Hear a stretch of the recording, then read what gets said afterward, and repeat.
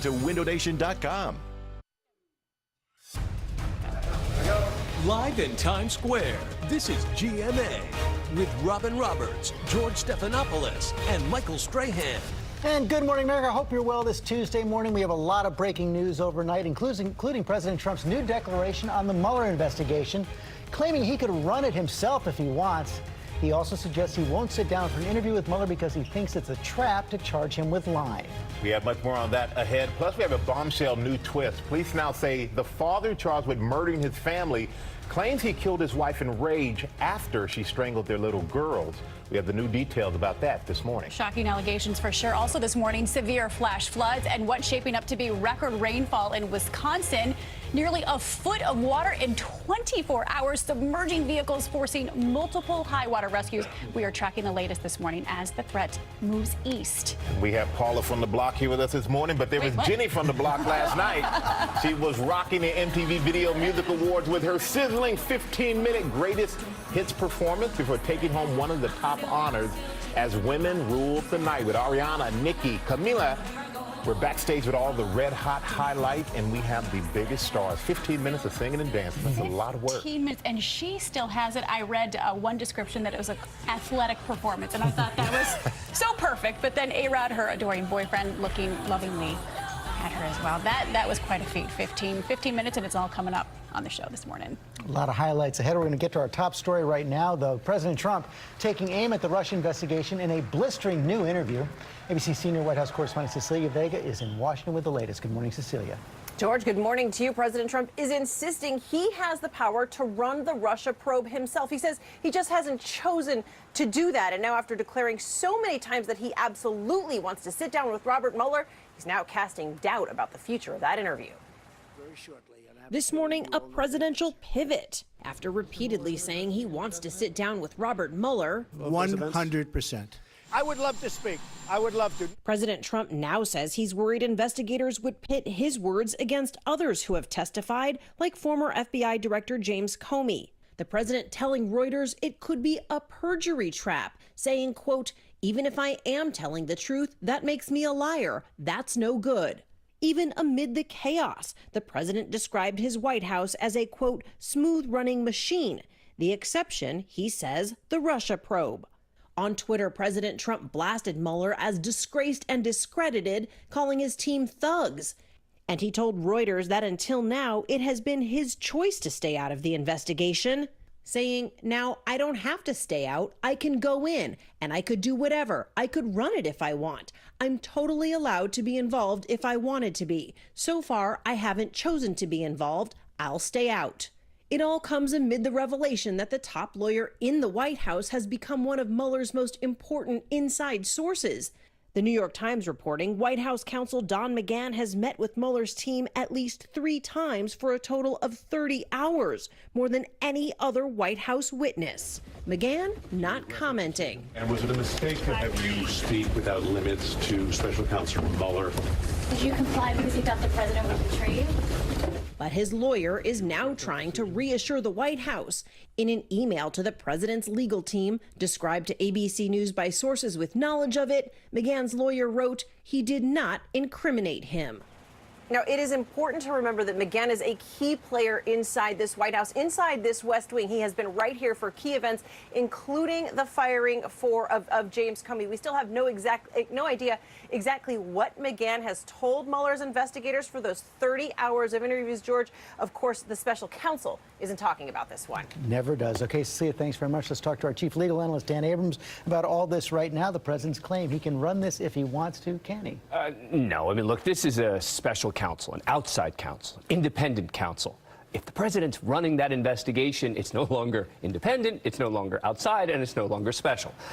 So that's not going to happen. I guess in theory, he could certainly end the investigation if he wanted to instruct someone, order someone to fire Rosenstein, to fire Mueller, to shut down the investigation.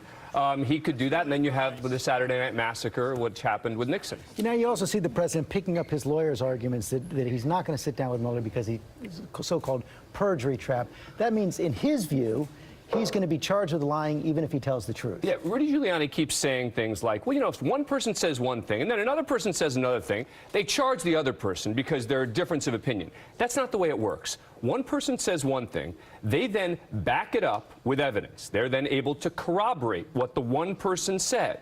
Then, if they believe they can prove that that thing is true, and someone else says something that is demonstrably and provably untrue, then that person can be charged with perjury. And that's what happened to President Clinton. But yes, but perjury is not just matters of opinion. Well, one person says one thing, another person says another thing, and then you've got a perjury charge. So the bottom line is that this perjury trap claim is basically a claim saying we are worried, meaning Giuliani is worried, that the president may not be able to offer testimony consistent with evidence that currently exists. Let's talk about George Papadopoulos. Of course, he's the former Trump campaign aide who pled guilty to lying to the FBI early on, was supposed to be cooperating with the prosecutors. Prosecutors say he didn't cooperate that much, so they're recommending jail time. Now we're hearing that he's considering trying to pull out of the plea agreement. Can he do that? He can try. He can try, particularly because it's before sentencing. Typically, to pull out of an agreement like this, you'd need a good reason, like you weren't represented by counsel, or there's new evidence to suggest you weren't actually guilty, something like that. He could try, but that would also mean he now gets prosecuted on a whole slew of other crimes. So while now that... A lot of risk. That's right. So prosecutors are recommending up to 6 months now. If he tries to withdraw and he succeeds, he could be facing a whole slew of charges that could be talking about the possibility of years behind bars. We'll be watching that today. Dan Abrams, thanks very much. Paul? Yeah, and we're talking about possible Russian hacking now. Ahead of the midterm elections, Microsoft has detected new hacking attempts tied to the Russian government that were reportedly targeting conservative think tanks that are pushing for continued sanctions against Moscow. Hackers had designed these sites to mimic pages of two conservative organizations, the Hudson Institute and the International Republican Institute. Users were then redirected to fake pages, asking them to enter usernames and passwords. Michael? Wow. All right. Thank you so much for that, Paula. Now to that severe weather that is battering the heartland with damaging winds and flash flooding. Ginger is tracking it all. And Ginger, those storms, they're moving east this morning. They are, and the heaviest rain, Michael, is right now in the center of the Mid, moving into, say, Midland, Michigan. But it's really what it left behind in Wisconsin. At least one person still missing this morning, swept away in the floods. Swallowed in Wisconsin. Nearly a foot of rain in one day near Madison. Police begging people to stay off the roads as the city was inundated, trapping cars. I can't go anywhere. And forcing dozens of high water rescues, including Sam, who was almost home and thought he could make it when his car started filling up with water. EMTs rescuing him just in time. But when they tell you on TV, if you can't see the bottom, don't go, I should have listened. In Ohio, holy there's a goddamn tornado. Watch as this funnel ominously teases the ground outside Urbana. Get the dogs in the truck. And in Alabama, y'all are about to have severe weather heading your way. Yet another funnel dancing on the horizon. In Omaha, Nebraska, 62-mile-per-hour gusts skewering roofs with large trees. And the storm's not done with us. It could do it again today. It's just going to be a new area, a lot of tropical moisture fueling this thing, and that broad area giving us flash flood watches still in parts of Wisconsin. But it's the damaging wind that'll be the main threat today. So winds that can take down power lines, winds that take trees and shove them into cars and homes from Buffalo through Pittsburgh, the entire state of West Virginia included in this, Charlottesville and Roanoke, all with those. And you could see funnel clouds just like we did throughout the Midwest just yesterday. So this thing has that potential. We're watching it throughout this afternoon and evening, Michael. All right. Thank you so much, Ginger. George? Okay, Michael, we're going to turn now to dramatic protests at the University of North Carolina at Chapel Hill, where hundreds gathered last night against the 105-year-old Silent Sam statue that's a tribute to Confederate alumni. About 2 hours into the protest, several of the students took matters into their own hands, dragged down the statue with a rope. North Carolina's governor sympathized with their frustration, but said there's no place for the destruction of public property. And the university tweeted, "These actions were dangerous, and we are very fortunate that no one was injured." Authorities have not said whether they will try to restore the statue. Paul? You can understand the frustrations. That statue had stood on campus since 1913. But we want to move now to the deportation overnight of a New York man officials are calling the last surviving Nazi collaborator.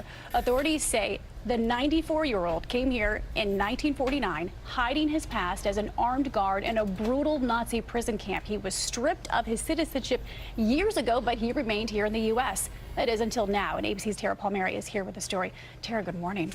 Good morning, Paula. Ya'Keev Pauly has been living in the shadows for decades. A man authorities say is the last known surviving Nazi collaborator on U.S. soil. Until now, living in Queens, New York. His presence there bringing on years of outrage from the surrounding community. But this morning, he's been deported to Germany at the direct order of President Trump.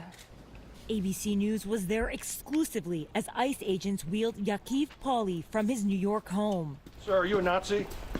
You're watching a now frail 95-year-old man finally being deported for his alleged role as an armed guard at a Nazi death camp in Poland decades after his alleged involvement. Any regrets, sir? Do you have any regrets?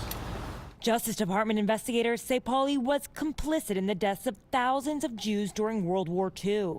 Authorities say Pauly lied to immigration officials when he first entered the U.S. in 1949. And it wasn't until 2003 that he was exposed as an alleged war criminal and stripped of his U.S. citizenship. Anything you'd like to say, sir? Anything. The lead investigator saying in 2004, quote, during a single nightmarish day in November 1943, all of the more than 6,000 prisoners of the Nazi camp that Ya'Keev Pauly had guarded were systematically butchered. A judge ordered him deported in 2005, but no country would take him. For years, protesters gathered outside his home in Queens, demanding action.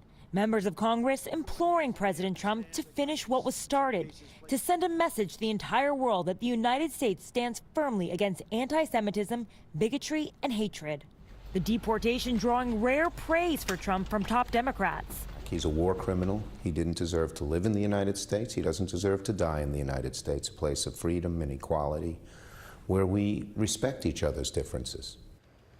Sources tell ABC News the president became fixated on the case, ordering his new ambassador to Germany, Richard Grinnell, to make Pauly's deportation a top priority after being sworn in. It's unclear what's next for him. He's being detained by the German government, but they're still evaluating his legal status since they don't consider him to be a German citizen. So deported overnight, future to be determined in Germany. Exactly. All right, Tara, great to have you in the studio, Thank by the way. you. Nice to see you in New York City. George. Thank you, Tara. We're going to turn now to that alligator attack in South Carolina, where a woman walking her dog by a creek was dragged away by the gator when she tried to protect her dog. ABC's Victor Kendo is in Hilton Head with the story. Good morning, Victor. Good morning, George. We are just outside of this upscale community where the attack happened. There are bodies of water just like this one where you might find alligators all over the area. And officials say that in this case, this alligator latched onto the dog's leash and pulled both the dog and the woman into that lagoon. And that woman died protecting her pet. A dog walk turned deadly. A woman on Hilton Head Island, South Carolina, killed after being attacked by an alligator Monday. It's a very rare occurrence, one that we hope we will not witness again. Officials say the victim, 45-year-old Cassandra Klein, was walking her dog near a lagoon known to be populated with gators when an 8-foot alligator tried to attack the animal.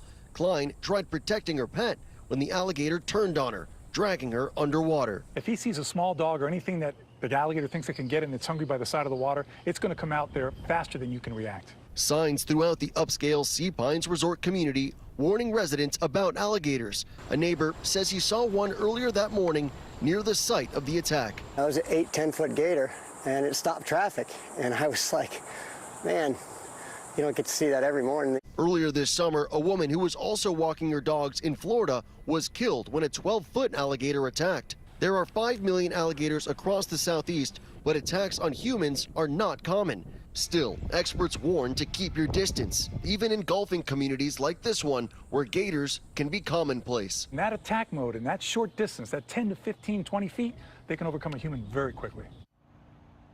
Ron McGill says that about 15 to 20 feet away from the water is a safe distance. This kind of attack is very rare in South Carolina.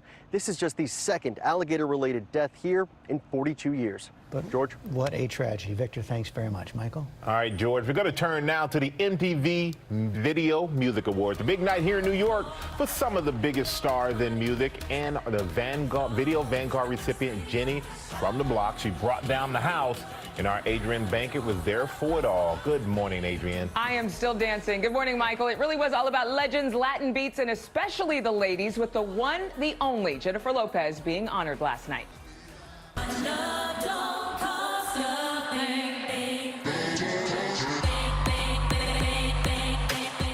She may be 49 years old, but J-Lo taught the up-and-coming artist a thing or two last night.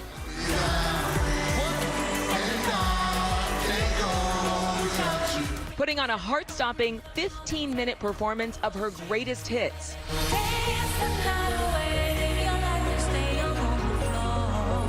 Reminding everyone, including her boyfriend, Alex Rodriguez, who looked on adoringly, that after all these years, she's just...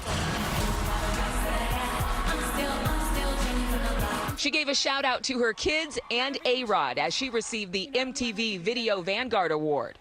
You're like my twin soul. We're like mirror images of each other. Camila Cabello took home the two biggest awards for Artist and Video of the Year. While rapper Logic put on an electrifying performance, sharing the stage with immigrants wearing "We Are All Human Beings" t-shirts. And the queen of MTV, Madonna, visited her subjects to pay homage to the one, the only, Aretha Franklin. None of this would have happened without Our Lady of Soul.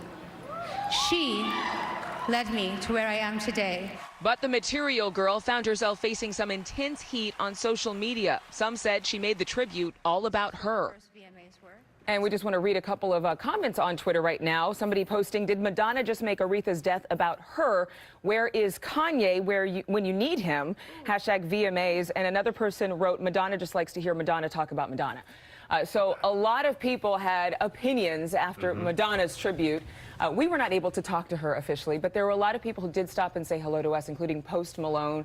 He's getting a lot of love. He performed with Aerosmith. We talked to Nicki Minaj right after her win. Very, very excited. And of course, she's got a lot of swagger, talking about how she knew she was going to win. Yeah. Camila Cabello was excited and just kind of in shock. So what you're saying, it was a really tough assignment, right? I am telling you, you know me, I like to sing, so I was just singing and dancing the whole night. I'm surprised you could talk. You didn't wear your voice out last night. No, I let everybody else do more of the singing than myself. But at the end of the day, regardless of whatever the Madonna flack is, it was a great night for so many deserving performers. Yeah, some really important moments, too. You're going to have some more of those moments coming up at the 8 o'clock hour. Drake wasn't there, but his presence still felt in a big way in the music world. This is Sophia Sanchez, an 11-year-old heart transplant patient of Lurie Children's Hospital in Chicago, performing the Kiki Do You Love Me challenge in hopes of meeting Drake. Well, that dream came true. Oh my God! You asked me to come, I'm here. You see that the rapper, he surprised her for her birthday at the hospital where she had open heart surgery. The two just got to hang out. They snapped a few photos. Drake captioning this one, "Me and my love Sophia talking about Bieber and owls and basketball." Sounds like a regular kid. You know, I love in my that. feelings. She's all in her feelings right now. So very much. He wasn't at the VMAs, but he was at a really important place. That was a big show. Doing something really cool. From that reaction, her heart seemed just fine. I know, exactly. Sophia. Let's go back to Ginger. Oh, so sweet. All right, so let's talk about this striking satellite image in the Pacific. Yes, that's Hawaii, and yes, that is a Category 4 hurricane. The name Lane, and it will stay a hurricane as it nears Hawaii Wednesday through Friday. Really, the timing here. Those westernmost islands, Kauai included. Honolulu has a flash flood alert that everybody's watching for. That will look like it will happen Wednesday night through Thursday and stay through Friday. All right, their local weather in 30 seconds. First, though, the Tuesday trivia sponsored by Capital One. Napoleon is duping us. We can't have this in our track. You're an nincompoop.